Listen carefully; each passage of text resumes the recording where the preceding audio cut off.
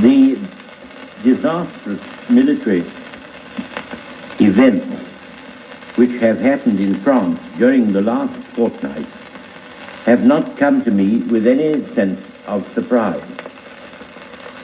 Indeed, I told the House of Commons, as you may remember, almost exactly a fortnight ago, that the worst possibilities were open. And I made it perfectly clear that whatever happened in France would make no difference to the resolve of Britain and the British Empire to fight on. As I then said, if necessary for years, if necessary alone. During the last few days, we have successfully brought off the great majority of the troops we had on the lines of communication in France. And 7/8 of all the troops we have sent to France since the beginning of the war, that is to say about 350,000 out of 400,000 men, are safely back in this country. Others are still fighting with the French. We have also brought back a great mass of stores, rifles and munitions of all kinds, which had been accumulated in France during the last 9 months. We have therefore in this island today a very large and powerful military force. This force includes all our best trained troops and our finest troops, including scores of thousands of those who have already measured their quality against the Germans and found themselves at no disadvantage. We have under arms at the present time in this island over 1.25 million men. Behind these, we have the local defense volunteers, numbering 500,000, only a portion of whom, however, are yet armed with rifles or other firearms. We have incorporated into our defense forces every man for whom we have a weapon. We expect very large additions to our weapons in the near future. And in preparation for this, we intend forthwith to call up, drill and train further large numbers. Those who are not called up, or else are employed upon the vast business of munitions production in all its branches, and their ramifications are innumerable, those who are not so employed or required will serve the country best by remaining at their ordinary work until they receive their summons.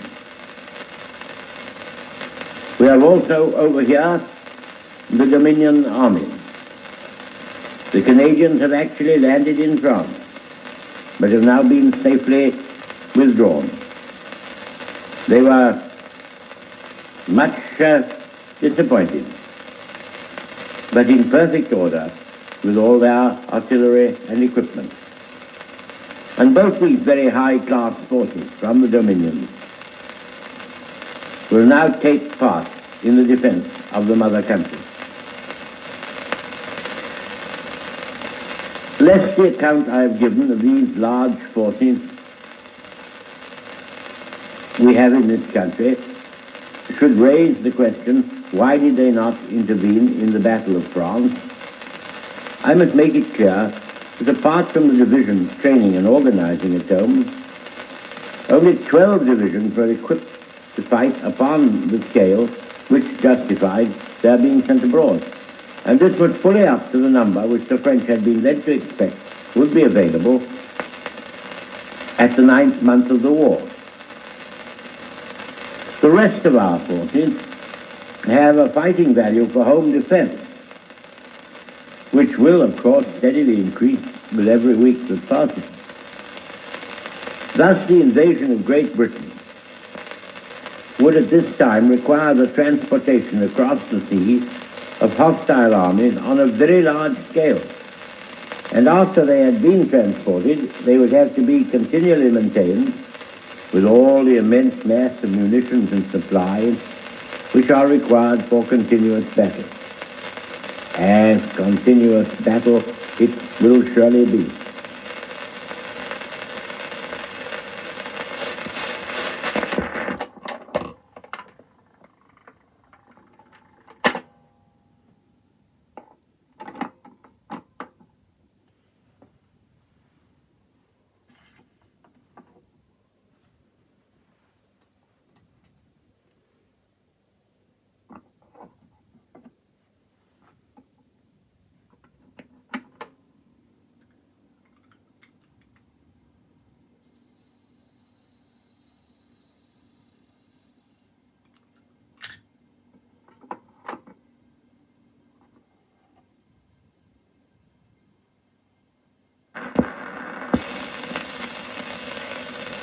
Now here is where we come to the Navy.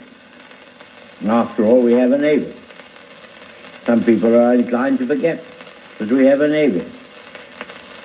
For more than 30 years, I've been concerned in discussions about the possibilities of overseas invasion.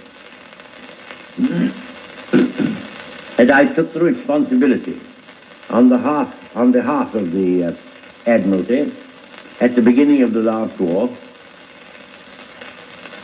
of allowing all the regular troops to be sent out of the country.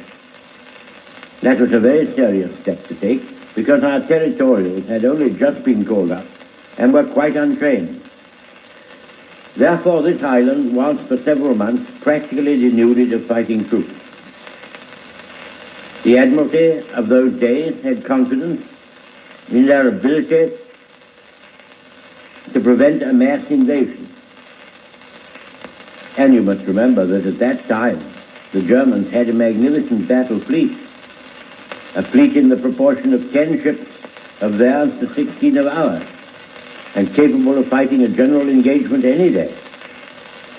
Whereas now they have only 2 heavy ships worth speaking of, the Scharnhorst and the Gneisenau. So the situation is very much less critical than the one we lived through in the beginning of the last war. And it seems to me that so far as seaborne invasion on a great scale is concerned, we are far more capable of meeting it today than we were at many periods in the last war. And during the early months of this war also, before our other troops were trained, and while the BEF had proceeded abroad. Now the Navy have never pretended to be able to prevent raids by bodies of 5,000 or 10,000 men flung suddenly across and thrown ashore at several points of the coast some dark night or foggy morning. The efficacy of sea power, and especially under modern conditions, depends upon the invading force being of a large size, so that the Navy have something they can find and meet, and as it were, something they can bite on. Now even 5 divisions, very lightly equipped, would require 200 to 250 ships, and with the modern air reconnaissance and photography, it would not be easy to collect such an armada, marshal it, and conduct it across the sea without any powerful naval force to escort it. And there would be very great possibility, put it mildly, that this armada would be intercepted long before it reached the coast, and all the men drowned in the sea, or at the worst, blown to pieces with their equipment while they were trying to land. We have also a great system of minefields, recently strongly reinforced, to which we alone know the channel. If the enemy tries to sweep passages through these minefields, it will be the task of the Navy to destroy the minesweepers and any other force employed to protect them. There ought to be no difficulty in this, owing to our great superiority of speed. The question is whether there are any new methods by which these solid assurances can be circumvented.